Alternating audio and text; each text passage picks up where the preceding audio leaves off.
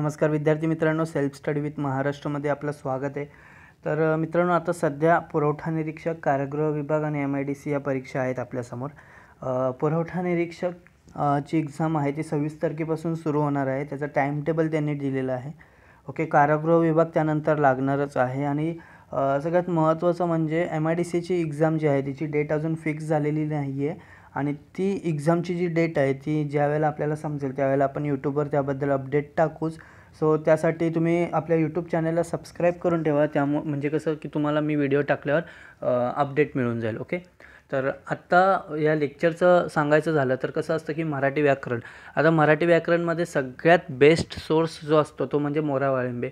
Okay, काही लोक बाळासाहेब शिंदे यांच्या पुस्तकांचा वापर करून सुद्धा मराठी व्याकरण कव्हर करतात। तर आत्ता आपण मोरा वाळिंबे पुस्तक घेत आहोत। त्या मोरा वाळिंबे पुस्तकामध्ये मी माझ्या स्वतःच्या पुस्तकामध्ये काही शॉर्ट ट्रिक्स लिहिलेले आहेत। म्हणजे कसं असतं की एक पुस्तकी वाचन असतं, पुस्तकी ज्ञान असतं, ते आपल्याला काही वेळेस समजत नाही, त्यावेळेला आपल्याला ट्रिक्सची गरज असते, काही गोष्टी आपल्या भाषेत समजून घेण्याच्या गरजेच्या असतात। ओके, सो मी त्याच सगळ्या गोष्टी त्या ठिकाणी लिहून ठेवून, म्हणजे ज्यावेळेला मी अभ्यास करत होतो त्यावेळेला, म्हणजे आपली जी मेन्सची एक्झाम असते MPSC मेन्सची, त्यावेळेला मराठी व्याकरणाच्या याच्यामध्ये मी ज्या पद्धतीने अभ्यास केला होता आणि त्या ट्रिक्स साईटला लिहून ठेवल्या होत्या, तर त्यानुसार आपण ही लेक्चर सिरीज सुरू करणार आहोत। सगळ्यात महत्त्वाची गोष्ट म्हणजे कशी की तुम्हाला आजचं लेक्चर आवडलं ना तर तुम्ही मला नक्कीच कमेंट करून, लाईक करून सांगा, जेणेकरून मला समजेल की हां तुम्हाला ही गोष्ट आवडते आहे, तुम्हाला ती गोष्ट समजते आहे। त्यानंतर मग आपण पुढची लेक्चर सुद्धा टाकू मराठी व्याकरणावर।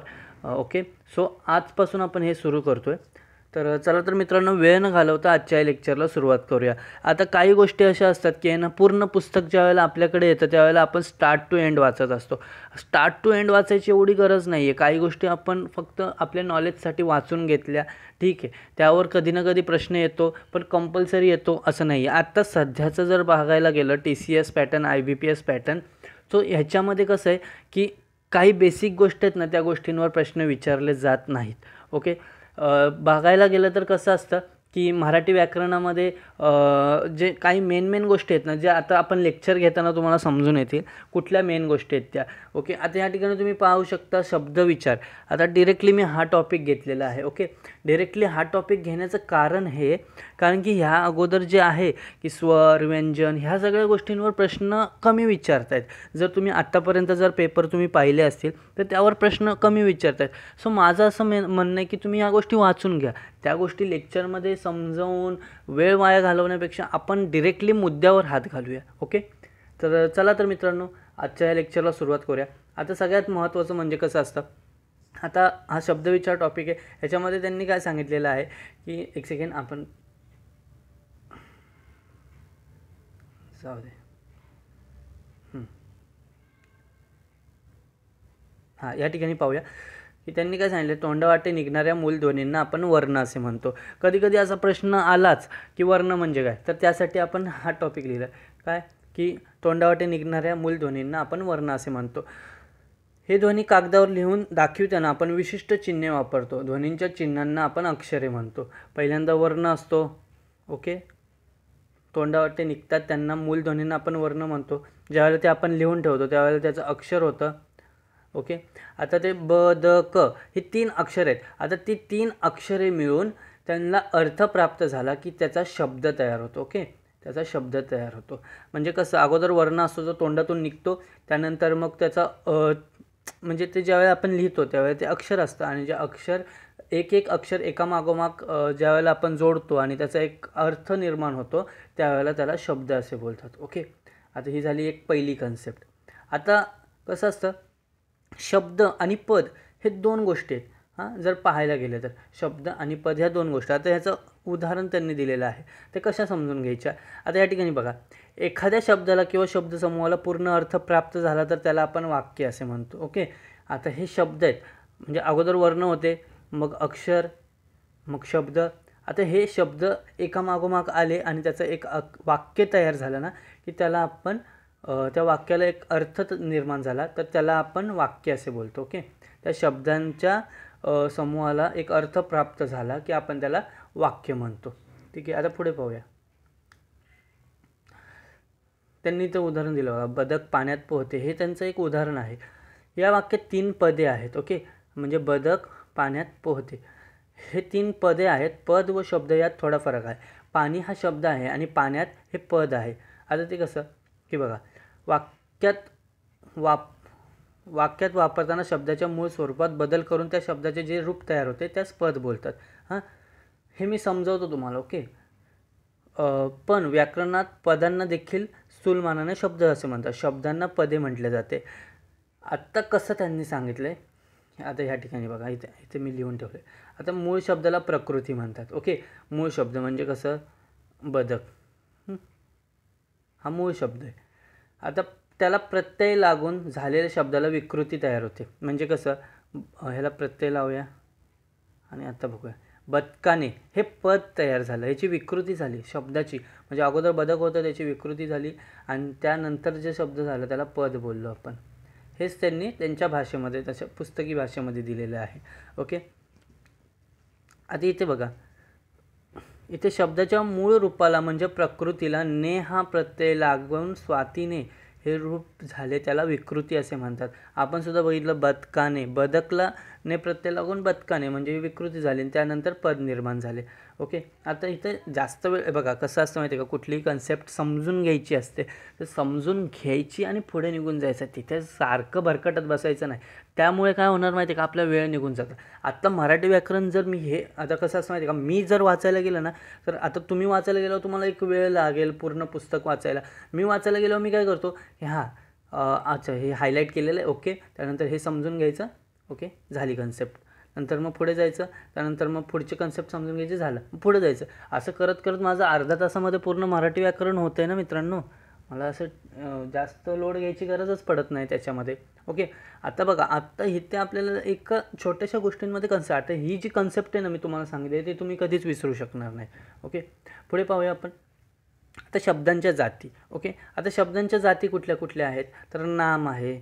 ओके, एक सेकंड, नाम आहे, सर्वनाम आहे, नंतर विशेषण आहे, क्रियापद, क्रियाविशेषण, शब्दयोगी अव्यय, उभयनिष्ठ अव्यय, केवळ प्रयोगी अव्यय. ओके, आता नाम, सर्वनाम हे सगळं ठीक आहे, पण आता कसं असतं, इंग्लिशमध्ये काही शब्द आहेत, त्या शब्दांना पण काही नावं आहेत. आता काही मुलांना कसं होतं की ॲडजेक्टिव्ह काय असतं, वर्ब काय असतं, ॲडवर्ब काय असतं माहीत नसतं.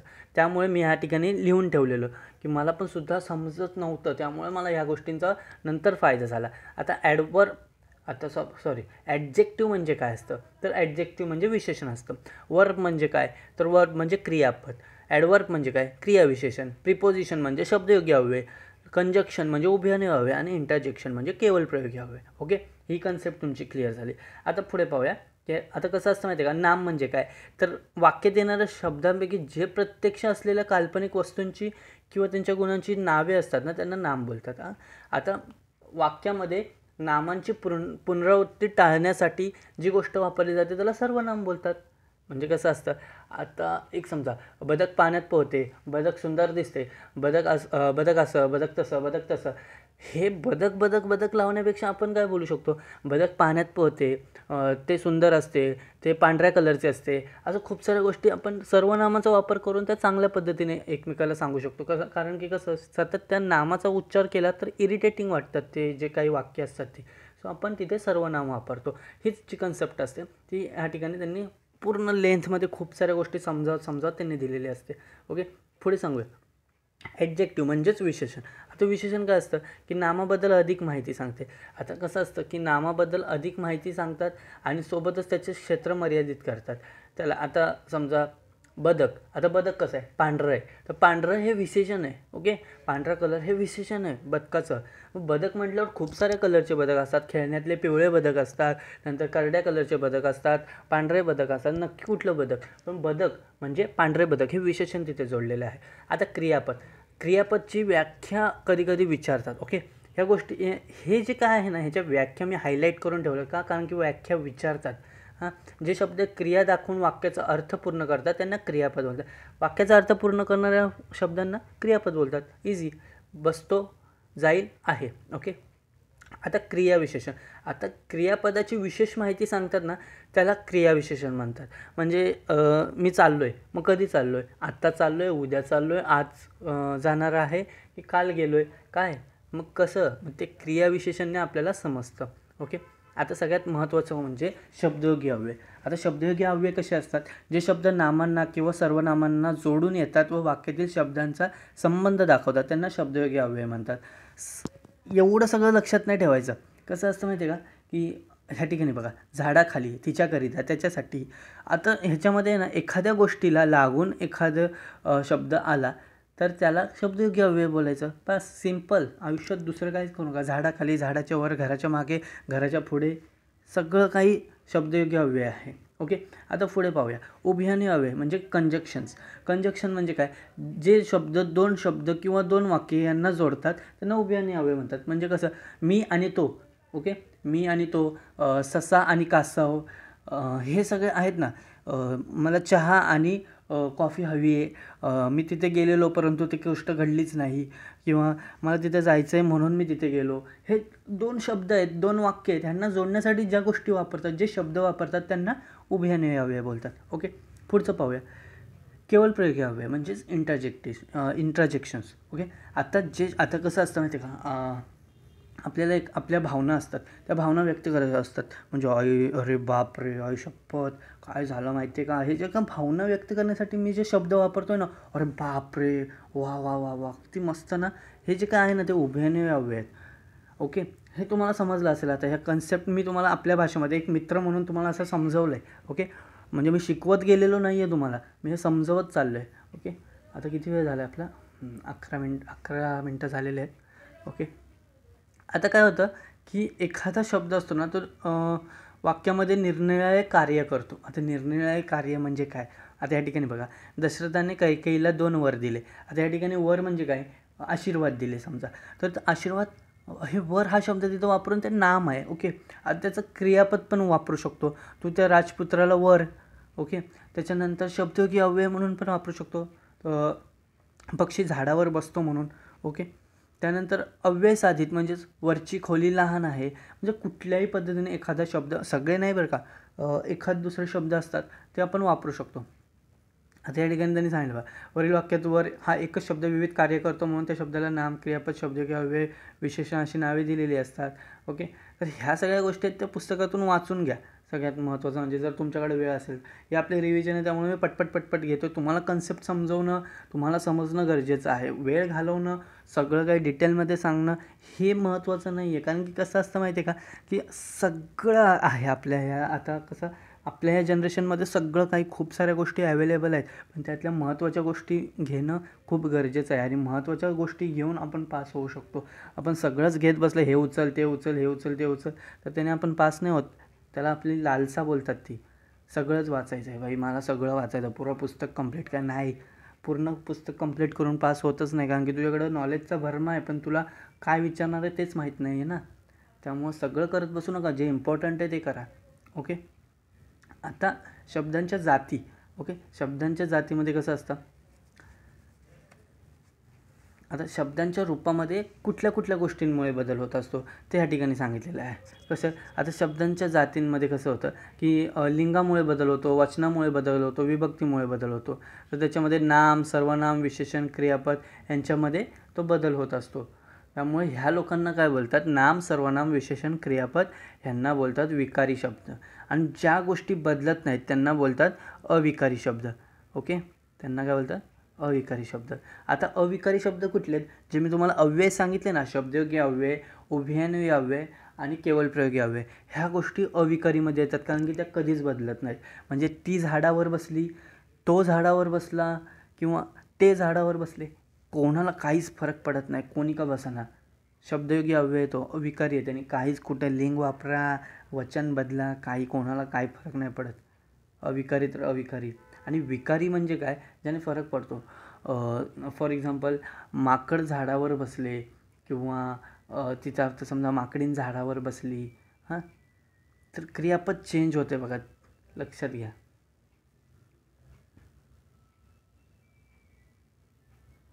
चला पुढे जाऊया. कधी कुठे गोष्ट बोलता बोलता चुकून गेली, राहून गेली, तर थोडंसं वाचून पण घ्या तुम्ही. कारण की कसं आहे माहिती आहे का, की मी सगळं समजवतो आहे, सगळ्या गोष्टी सांगतो आहे, पण तरी एखाद्याच्या मनामध्ये ना कसं, एक नॉर्मल गोष्ट आहे की कसं असतं की मी आता सांगतोय तुम्हाला, सांगता मध्येच एखादी गोष्ट एखाद्याला समजत नाही किंवा डाऊट निर्माण होतात. हे लाईव्ह नसल्या कारणाने कसं की मी तुमचे डाऊट सॉल्व करू शकत नाही, पण व्हिडिओ रेकॉर्डिंग आहे. ओके, पण कसं असतं की आहे ना, जर एखादी गोष्ट मध्ये अडकली किंवा एखादी गोष्ट सांगता मध्येच फंबल मारला तर तिथे थोडंसं समजून घ्या. ओके, आता पुढे पाहूया आपण. नाम, सर्वनाम, विशेषण व क्रियापद या शब्दांच्या 4 जातीत लिंग, वचन, विभक्ती यामुळे बदल होतात. ओके, पण पुढील शब्द पहा. आता इथे बघा, आत्ता, उद्या, इथे, तिकडे. एक सेकंड. हां, आत्ता, उद्या, इथे, तिकडे क्रियाविशेषण आहेत. मागे, पुढे याकरिता शब्दयोगी अव्यय आहेत. आणि, अथवा, परंतु म्हणून उभयानी अव्यय, अरे, रे, वा, शब्बास, केवळ प्रयोग. आता या शब्दांचे 4 जातीत लिंग, वचन, विभक्ती यामुळे बदल होत नाहीत म्हणून यांना अविकारी शब्द म्हणतात. ओके, पुढे पाहूया. आता सगळ्यात महत्त्वाचं म्हणजे कसं असतं माहिती आहे का, विकारी शब्दांना सव्यय बोलतात आणि अविकारी शब्दांना अव्यय म्हणतात. ओके, सव्यय आणि अव्यय या ठिकाणी बघा त्यांनी असं लिहून दिलेलं आहे. तर विकारीमध्ये काय येतं म्हणजे सव्ययमध्ये नाम, सर्वनाम, विशेषण, क्रियापद. अविकारीमध्ये काय येतं, अव्ययमध्ये क्रियाविशेषण, अव्यय, शब्दयोगी अव्यय, उभयनिय अव्यय आणि केवळ प्रयोगी अव्यय. सॉरी, या ठिकाणी थोडं ॲडजस्ट करा, वाकडा आला आहे फोटो. तुम्ही मोबाईल फ्लिप करू शकता, कारण की एवढं असं खास नाही आहे, थोडंसं मी तुम्हाला समजवतो. विकारी आणि अविकारी अशा 2 गटात शब्दांचे विभाजन केले तर विकारी गटात काही वेळ अविकारी शब्द घुसलेले असतात. उदाहरणार्थ विशेषणांमध्ये विकारी विशेषणांबरोबरच अविकारी विशेषणे आढळतात. सुंदर, गरीब, श्रीमंत. अविकारी विशेषणाला कधी प्रत्यय लागतात, गरिबांना, जातीच्या, सुंदराला वगैरे, पण तेव्हा ती विशेषणं राहत नसून नामे बनलेली असतात. ओके, ह्या गोष्ट लक्षात ठेवा. ओके, तर पुढे पाहूया. आता बघा, आपला किती कमी वेळामध्ये बघा समजावून एक कन्सेप्ट मी तुम्हाला 2-3 वेळा सांगून आपले 16 मिनटामध्ये आपला एक धडा झालेला आहे. ओके, आता पुढे पाहूया. आता नामे हा खूपच सोपा टॉपिक आहे. ओके, सगळ्यात महत्त्वाचं म्हणजे काय माहिती आहे का, नाम हे विकारी आहे. ओके, त्याच्यामध्ये कसं असतं, ती झाड लावतो, अनुराग गोष्ट ऐकतो. बघा, सगळ्यात महत्त्वाची गोष्ट कशी असते माहिती आहे का, हे नाम आहे. नाम म्हणजे काय, प्रत्यक्षात असणाऱ्या किंवा कल्पनेने जाणलेल्या वस्तूंना किंवा त्यांच्या गुणधर्मांना दिलेली जी नावे असतात त्यांना व्याकरणात नाम असं बोलतात. ओके, आता सगळ्यात महत्त्वाचं म्हणजे जे लेखक आहेत अरविंद मंगरुळकर. ओके, तर अरविंद मंगरुळकर ह्यांनी काय सांगितलेलं आहे आणि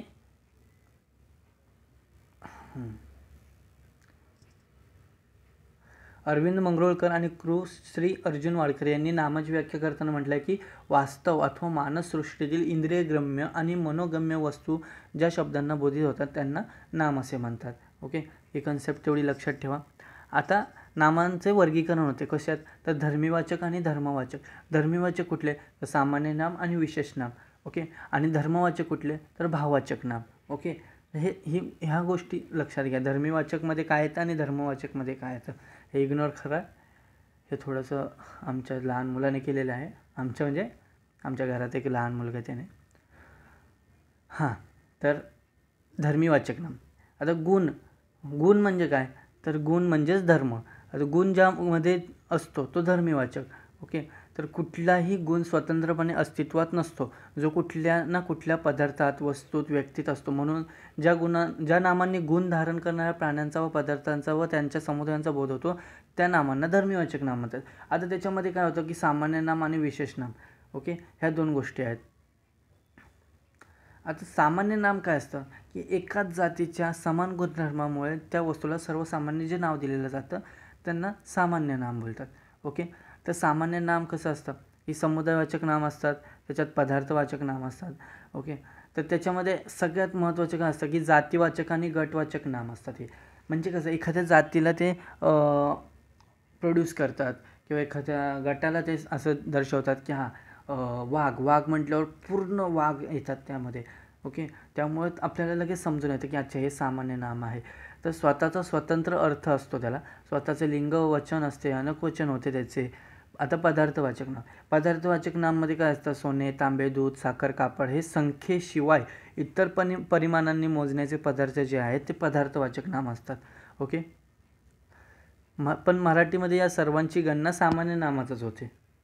पुढे पाहूया विशेष नाम. ज्या नामाने जातीचा बोध होत नसून त्या जातीतील एका विशिष्ट व्यक्तीचा, प्राण्याचा किंवा वस्तूचा बोध होतो त्यास विशेष नाम असे म्हणतात. आता हे विशेष नाम जे असतात ते एकवचनी असते. ओके, अनेक वचन झाल्यास ते सामान्य नाम किंवा त्यांना स्वतःचे लिंग वचन असते.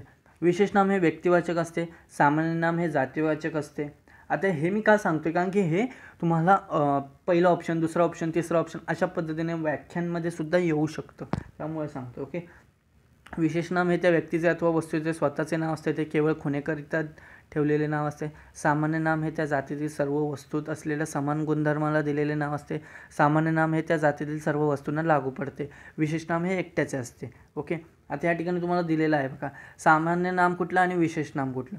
आता सामान्य नाम बघा, नदी आहे, तर नदीमध्ये सगळ्यात महत्त्वाचं म्हणजे विशेष नाम काय आहे? गंगा, सिंधू, तापी, चंद्रभागा, नर्मदा, कावेरी. पर्वत, हिमालय, सह्याद्री, सातपुडा, मुलगा, स्वाधीन, हिमांशू, मुलगी, मधुरिमा, स्वागता. शहर, अहमदनगर, पुणे, दिल्ली. अशा पद्धतीने त्यांनी सांगितलेलं आहे. ओके. आता भाववाचक नाम. भाववाचक नाम म्हणजे काय, तर धर्मवाचक नाम. ज्या नामाने प्राणी किंवा वस्तू यांच्यामध्ये असलेल्या गुण, धर्म किंवा भाव यांचा बोध होतो त्याला भाववाचक नाम म्हणतात किंवा धर्मवाचक नाम म्हणतात. म्हणजेच काय, तर धैर्य, कीर्ती, चांगुलपणा, वात्सल्य, गुलामगिरी, आनंद इत्यादी. आता ह्या भाववाचक नामाचे अनेक वचन होत नाही, केल्यास ते भाववाचक नाम राहत नाही. ओके. ते डायरेक्टली सामान्य नाम होते. ओके.